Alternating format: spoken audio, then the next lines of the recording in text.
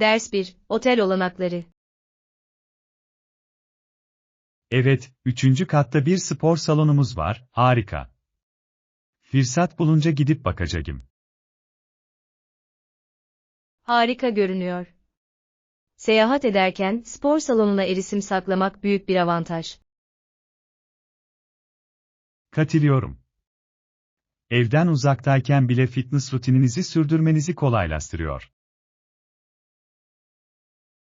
Kesinlikle. Ayrıca uzun bir toplantı gününün ardından stresi azaltmanın güzel bir yolu.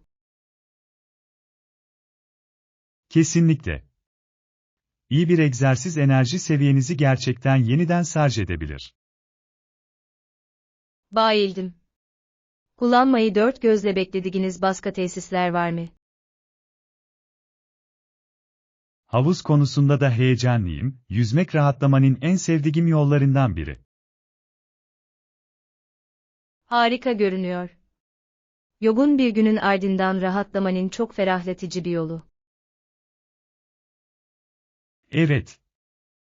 Biraz yüzmek ve boş zamanımın tadını çıkarmak için sabırsızlanıyorum. Ders 2. Hava durumu temelleri. Havanın bir agirligi olduğu ve cisimlere asagiye doğru ittiği düşüncesinden yola çıkılarak, barometre bu hava basıncını ölçer. Bu büyüleyici bir kavram. Göremediğimiz bir şeyin bu kadar büyük bir etkiye sahip olması inanılmaz. Kesinlikle.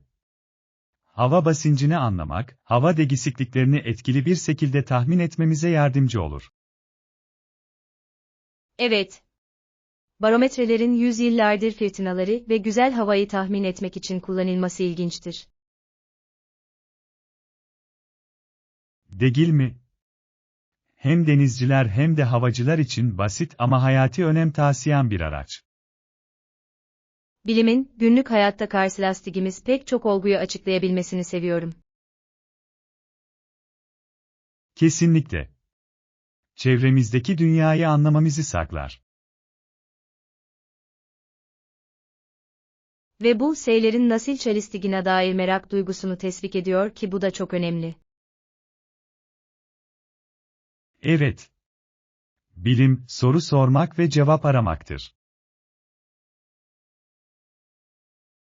Ders 3. Gülmenin gücü. Biliyor musun, az önce anlattığın o şakaya gülmekten kendimi alamadım, çok komikti. Gülmek gerçekten önemli, değil mi? İnsanları bir araya getiriyor ve havayı yumuşatıyor. Kesinlikle. Sikici bir günü unutulmaz ve neşeli bir güne dönüştürebilir. Ve gülmenin stresi nasıl azaltabildiği ve kendimizi daha iyi hissetmemizi sağlayabildiği gerçekten büyüleyici. Kesinlikle. Bazen gülmenin sahip olduğumuz en iyi ilaç olduğunu düşünüyorum. Gerçekten öyle. Birinin kahkahasını duymak bile anında moralinizi yükseltebilir. Çoğu zaman en saçma şeylere bile gülüyorum ve bu çok iyi hissettiriyor. Kesinlikle katılıyorum. Arkadaşlarla keyifli bir kahkaha paylaşmak gibisi yok. Hayatımıza daha çok kahkaha gelsin.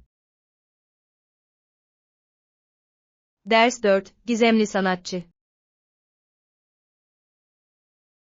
Galeride gördüğümüz o muhteşem tablonun arkasındaki sanatçının kim olduğunu biliyor musunuz? Tam emin değilim ama modern çağdan ünlü biri olabilir diye düşünüyorum. Bu mantıklı, bu tarzın kesinlikle çağdaş bir havası var.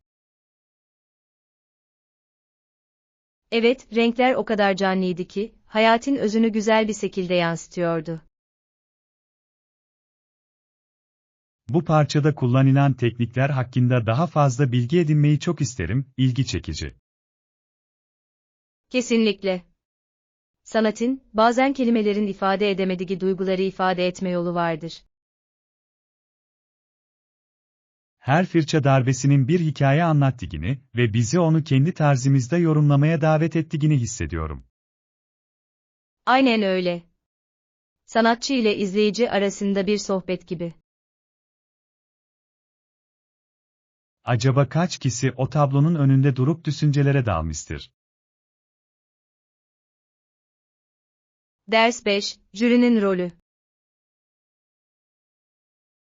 Henry'nin, ceza davalarının 12 dürüst kişinin görüşüne göre karara bağlanması gerektiğini söylediğini hatırlıyorum.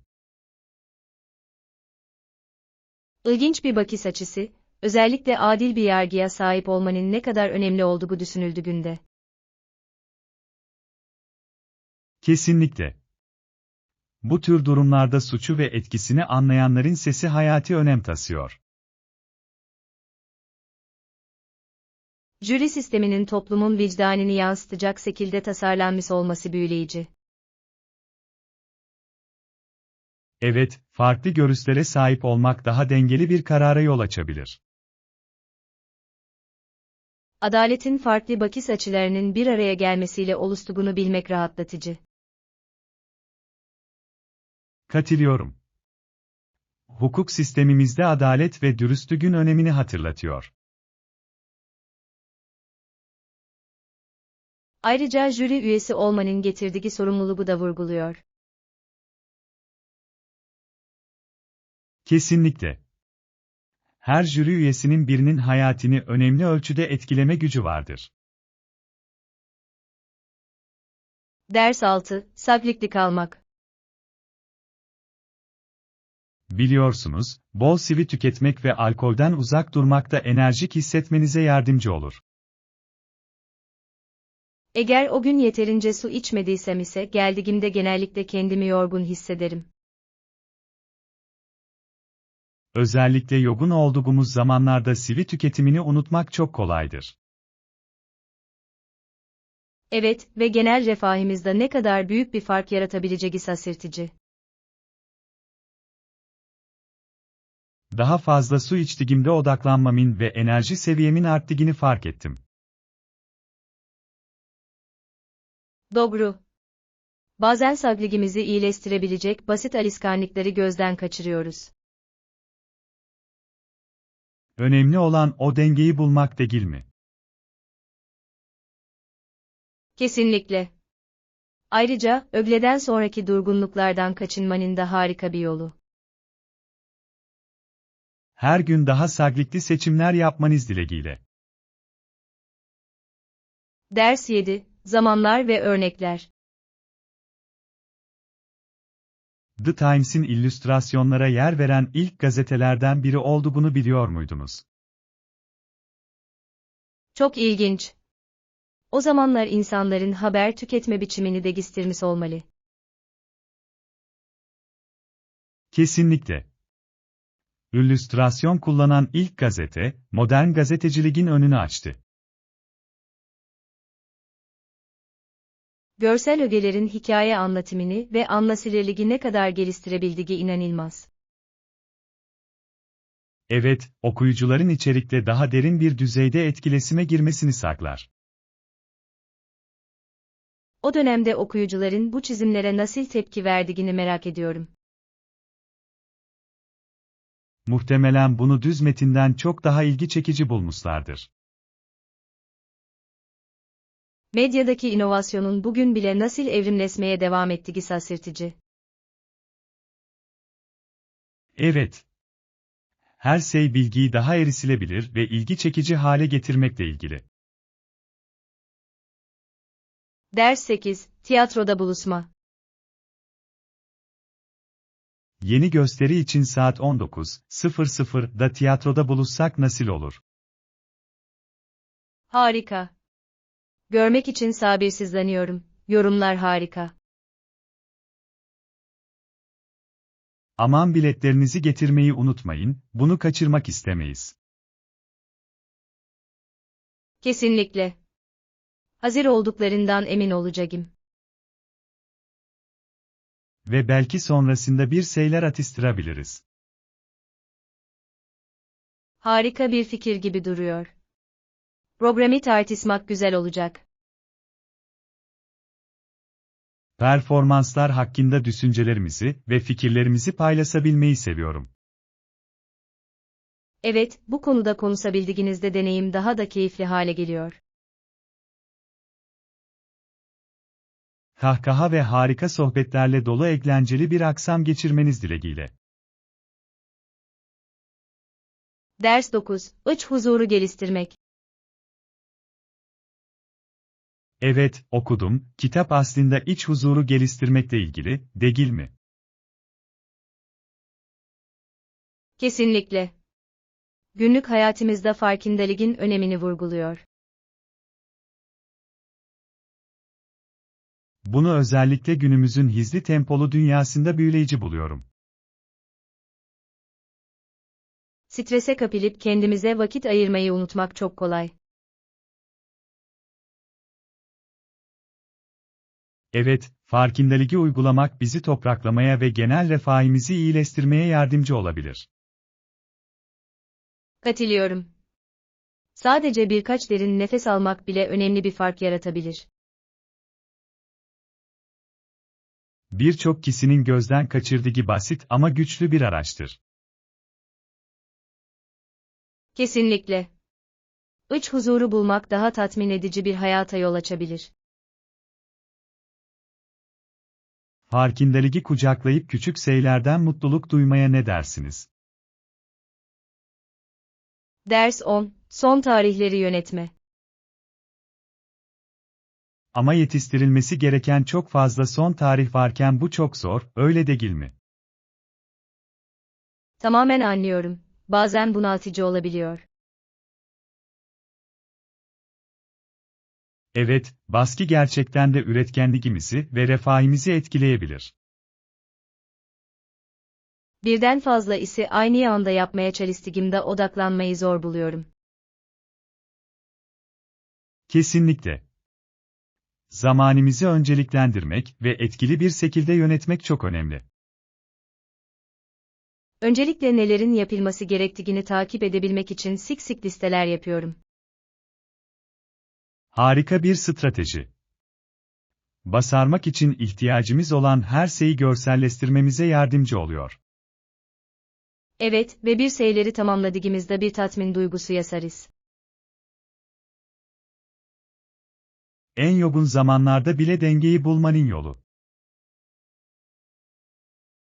Ders 11. Yolculuk gerçekleri.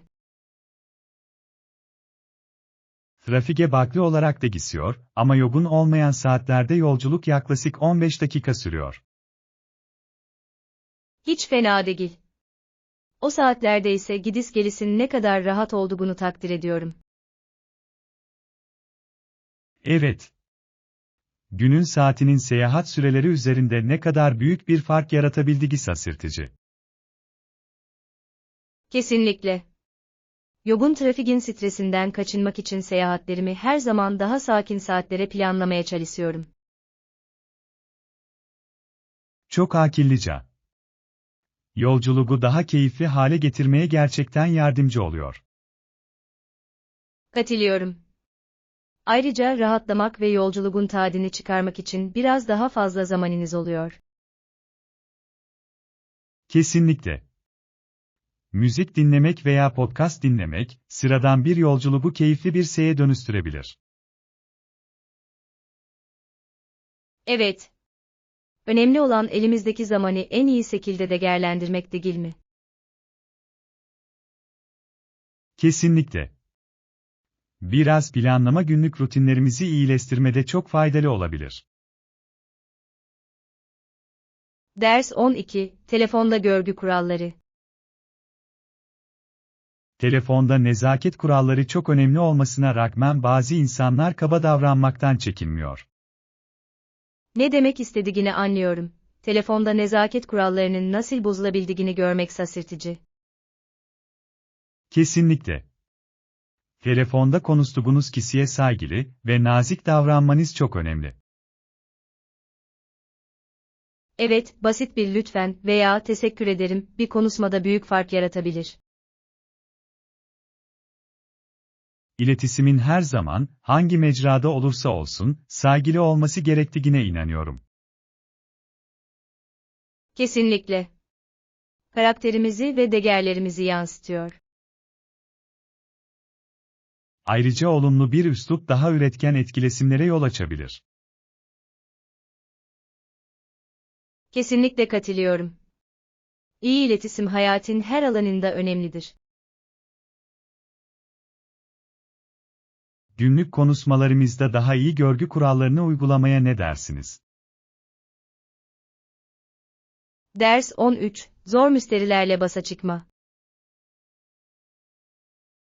Zorlu müşterilerle uğraşırken özlü ve profesyonel olmak çok önemli, sizce de öyle değil mi? Kesinlikle. Netlik çok önemli, özellikle de duygular yoğun olduğunda. Aktif olarak dinlemenin faydalı olduğunu düşünüyorum, bu, sana endişelerinin değerli olduğunu gösteriyor. Evet, sorunlarına derhal müdahale etmek gerginliği gerçekten azaltabilir. Bir diğer etkili strateji ise Danisa'nın tepkisi, ne olursa olsun sakin ve soğukkanlı kalmaktır. Kesinlikle. Sakin kalmak, konuşmayı olumlu bir yöne yönlendirmeye yardımcı olur. Ayrıca ilk görüşmeden sonra takibin yapılmasının güveni ve memnuniyeti pekiştireceğini düşünüyorum.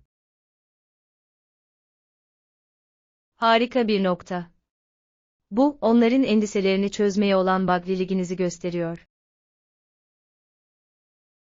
İşte zor müşterilerle zarafetle başa çıkma sanatında ustalaşmanın yolu. Ders 14. Doğru raketi seçmek. Bunu aklımda tutacağım, özellikle maçlarım için uzun ömürlü, güvenilir bir raket istiyorum. Akıllıca bir karar. Kaliteli ekipmana yatırım yapmak performansta büyük fark yaratabilir.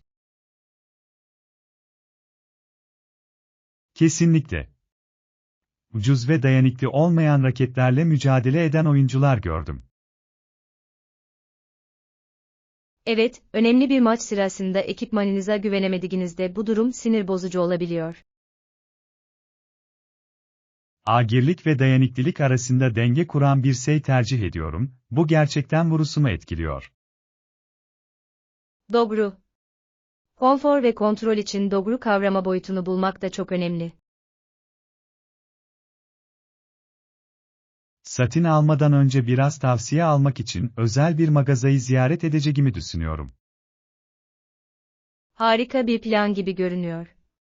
Uzman görüşleri sizi en iyi seçimlere yönlendirebilir. İşte oyunumu geliştirecek mükemmel raketi bulmanın sırrı. Ders 15. Mekana ulaşım.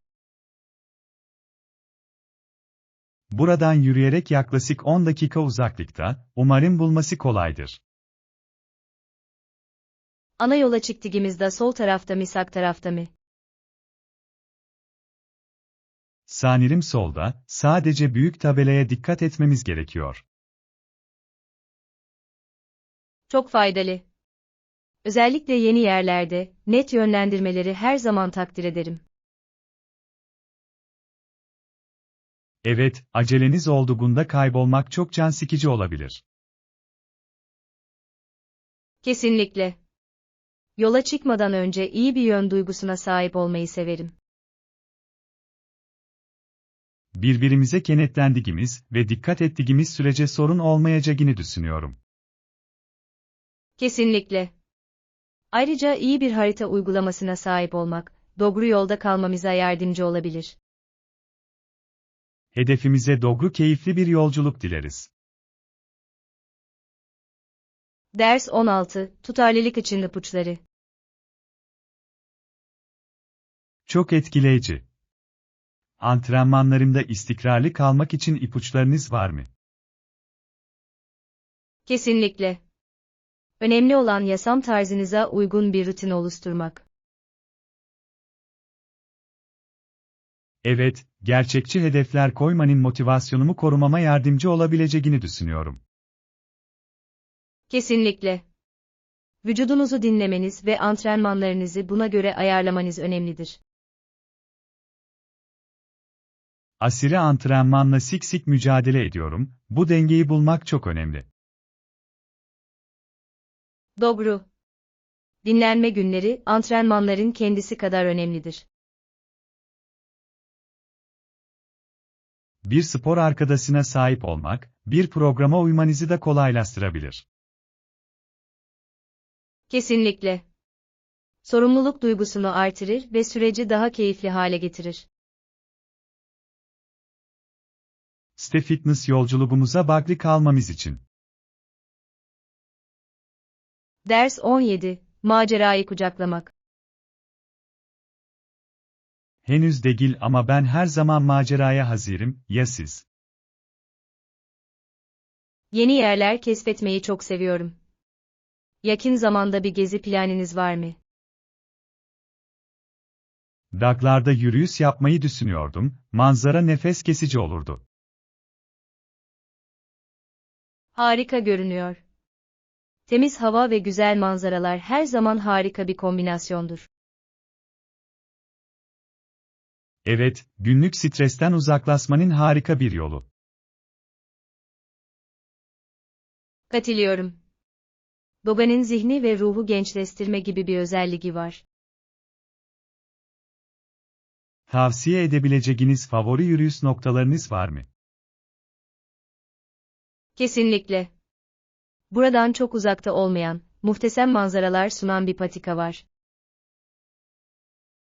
Bir sonraki maceramızı birlikte planlamaya ne dersiniz? Ders 18. Konforu ayarlama. Burada biraz soğuk olduğunu fark ettim, sıcaklığı biraz artırabilir misiniz? Elbette ayarlayabilirim. Rahatlık çok önemli, özellikle de rahatlamaya çalıştığımızda. Teşekkürler. Ben her zaman rahat bir ortamı tercih ederim, özellikle de güzel bir sohbet ettiğimizde. Kesinlikle katılıyorum. Birlikte geçirdiğimiz zamanın tadını çıkarmamızda rahat bir ortamın büyük etkisi var. Biraz daha artırırsanız sevinirim, kendimi tamamen rahat hissetmek istiyorum. Hiç sorun değil, ikimiz için de en uygun olanı yapacağım. Harika, sanırım bu sohbetimizin havasını belirlemeye gerçekten yardımcı olacak. Kesinlikle rahat hissetmek daha derin sohbetlere ilham verebilir, sizce de öyle değil mi? Evet, dikkatimizi dağıtacak hiçbir şey olmadan içimize kapanabileceğimiz sıcak bir ortam yaratıyor. Ders 19. Macera için paketleme. Yolculuğumuza hazırlanırken yanımıza güneş kremi, şapka ve sıcak havalar için hafif giysiler gibi temel ihtiyaçlarımızı almayı unutmayalım. Harika fikir. Güneşten korunmak çok önemli, özellikle de dışarıda çok vakit geçireceğimiz zamanlarda. Kesinlikle, maceralarımızı mahvedecek bir güneş yanıgıyla karşılaşmak istemiyorum. Ben de. Geniş kenarlı bir sapka hem şık hem de işlevsel olabilir. Hafif giysiler ise gün boyu serin ve rahat kalmamızı sağlayacaktır. Yanımıza ne getireceğimiz konusunda aynı fikirdeyiz gibi görünüyor. Önceden planlama yapmak her zaman faydalıdır. Evet, eğlenceli bir güne başlamadan önce son dakika stresini önlemeye yardımcı olur. Ayrıca her şeyin düzenli olması, paketleme sürecini çok daha sorunsuz hale getirir. Katılıyorum, paketleme listemizdeki maddeleri işaretlemek her zaman tatmin edicidir. Ders 20. Minimalizmi benimsemek. Gardırobum için ideali bir parça fikri üzerinde düşünüyorum, siz ne düşünüyorsunuz? Bu fikri beğendim. Cesur bir parça, kıyafetinizi gerçekten güzelleştirebilir ve kişiliğinizi ortaya çıkarabilir. Kesinlikle. Ama minimalist tasarımlar da ilgimi çekiyor, onlarda belli bir zarafet var. Minimalizm, ferahlatıcı ve zamansız olabilir, görünümünüzü bozmadan kendinizi ifade etmenize olanak tanır. Kesinlikle. Bazen sade bir tasarım, gösterişli bir tasarımdan daha etkili olabilir. Önemli olan kişisel olarak sizinle neyin uyumlu olduğunu bulmak, değil mi? Evet, farklı stillerin farklı hisleri nasıl uyandırabildiğini görmek büyüleyici. Kesinlikle. İddialı bir parça dikkat çekebilirken, minimalizm sakinlik hissi verir. Gardırobumuzda ikisi arasında bir denge olması gerektiğini düşünüyorum. Ders 21, Pazarlama içgörüleri. Yeni projemizin hedef pazarını konuşalım, kime ulaşmaya çalıştığımızı anlamak çok önemli. Kesinlikle. Hedef kitlemizi belirlemek, yaklaşımımızı etkili bir şekilde uyarlamamıza yardımcı olacaktır. Benzer ürünleri tanıtmak için hangi kanalları kullandıklarını merak ediyorum, bu bize değerli bilgiler saklayabilir. Doğru. Sosyal medya platformları daha genç demografik kitlelere ulaşmak için inanılmaz derecede güçlü olabilir. Evet, e-posta pazarlaması doğrudan iletişimi tercih eden yaşlı kitleler için daha etkili olabilir. Önemli olan potansiyel müşterilerimizin zamanlarını nerede geçirdiklerini ve markalarla nasıl etkileşim kurduklarını bilmektir. Kesinlikle. Stratejilerimizi, onların ilgisini çeken platformlara göre uyarlayabiliriz. Ayrıca onların davranışlarını anlamak, içerik oluşturma ve mesajlaşma sürecimize rehberlik edebilir. Bilinçli kararlar almamıza yardımcı olacak ne kadar çok verinin mevcut olduğunu görmek büyüleyici. Ders 22, Gözlemlenen sıkı çalışma. Geçenlerde, her iki elinde kalın nasırlar olan ufak tefek bir adamın, günde 15-16 saatini harcayarak yorulmadan çalıştığını gördüm. Bu inanılmaz bir özveri ve direnç gösterisi gibi görünüyor.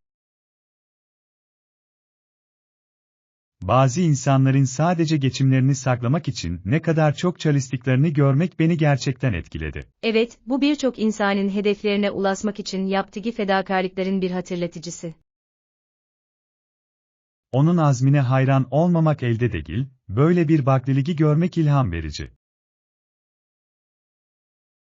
Kesinlikle. Sahne arkasında çoğu zaman fark edilmeyen çabayı takdir etmenizi sağlar. Evet, her başarının arkasında bir emek ve azim hikayesi vardır.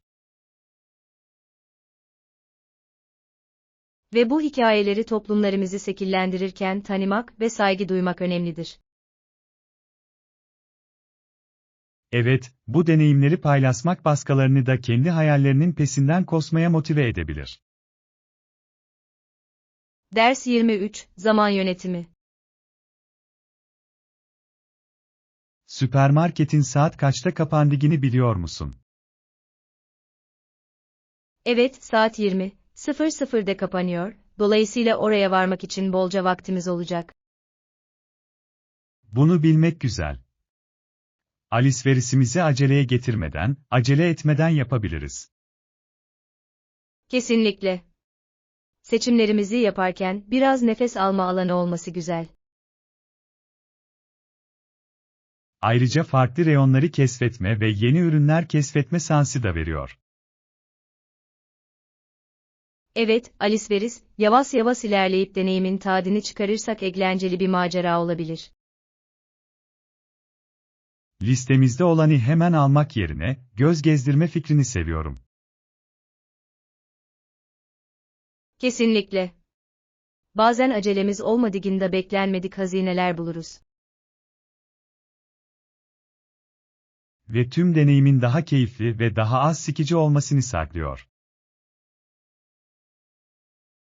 Ders 24, Barış için çabalamak. Günümüz dünyasında, kendi aramızda ve tüm uluslarla kalıcı barışın saklanması her zamankinden daha önemli hale geliyor. Kesinlikle katılıyorum. Etkileşimlerimizde anlayış ve şefkati teşvik etmek çok önemli.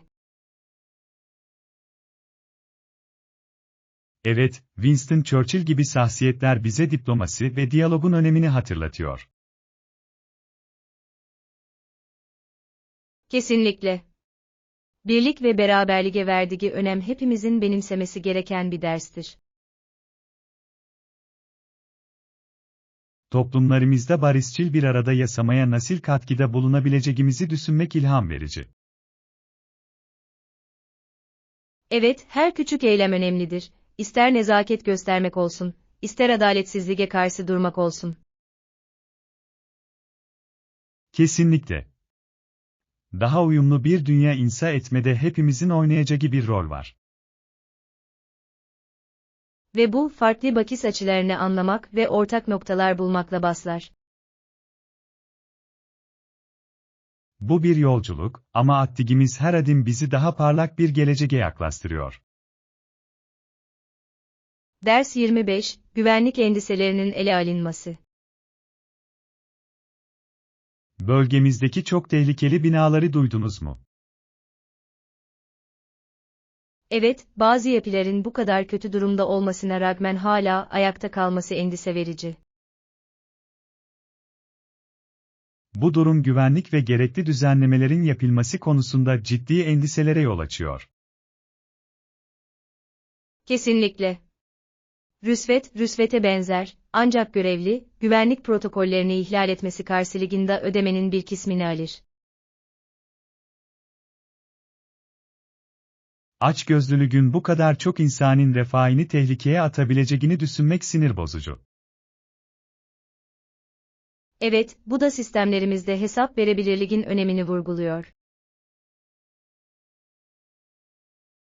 Topluluklarımızı korumak için daha güçlü güvenlik standartlarını savunmalıyız. Kesinlikle. Herkes evinde ve ortamında kendini güvende hissetmeyi hak eder. Bu konularda farkındalık yaratmak ve değişimi teşvik etmek bizim için hayati önem taşıyor. Ders 26, Kampüs temelleri. Öğrencilerin ders kitaplarını alabilecekleri bir kitapçı olduğunu duydum, oraya gittiniz mi? Evet, harika bir yer. Çok çeşitli seçenekler sunuyorlar ve öğrenciler için de oldukça uygun. Bunu bilmek güzel. Her şeyi tek bir yerde bulabildiğinizde hem zamandan hem de enerjiden tasarruf edersiniz. Kesinlikle. Ayrıca, eğitim ihtiyaçlarımızı karşılayan yerel işletmeleri desteklemek güzel. Katılıyorum. Özellikle yoğun dönemlerde kaynakların kolayca erişilebilir olması çok önemli. Kaynaklardan bahsetmişken, kampüste bir beden eğitimi binası da olduğunu duydum. Evet, harika. Dengeli bir yaşam tarzını sürdürmek için spor tesislerine erişim önemlidir. Kesinlikle. Öğrencilerin aktif kalmalarını ve sağlıklarına dikkat etmelerini teşvik eder. Ayrıca fiziksel aktivitelere katılmak stresi azaltmanın harika bir yolu olabilir. Ders 27, Spor malzemeleri macerası. Genellikle çeşitli aktiviteler için geniş yelpazede ekipman seçeneği sunan yerel bir spor mağazasına giderim. Kulağa harika geliyor. Ne tür spor malzemeleri sunuyorlar? Hosu ayakkabılarından yoga matlarına, hatta bisiklet tutkunları için bisikletlere kadar her şey mevcut. Vay canina, çok şey anlatmışsın. Ekipman seçerken seçeneklerin olması her zaman güzeldir. Kesinlikle. Orada genellikle büyük zincir mağazalarda göremeyeceğim, eşsiz ürünler buluyorum. Bu büyük bir artı. Yerel işletmeleri desteklerken, kaliteli ürünler bulmak herkesin kazandığı gibi durum. Evet, ve personel genellikle oldukça bilgili oluyor, bu da tavsiye ararken bana yardımcı oluyor.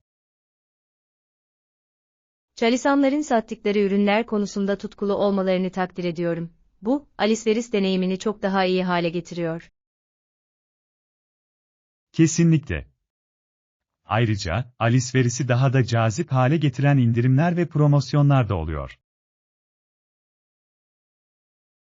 Ders 28, Sağlık endişeleri.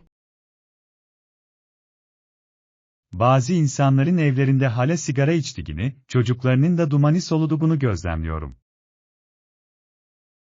Gerçekten endişe verici, değil mi? Çocuklar yetişkinlerin seçimlerinin sonuçlarına katlanmak zorunda kalmamalı. Kesinlikle katılıyorum. Pasif içiciliğin etkileri sağlıklarına zarar verebilir. Evet, ebeveynlerin çocukları için yarattıkları çevrenin farkında olmaları çok önemli.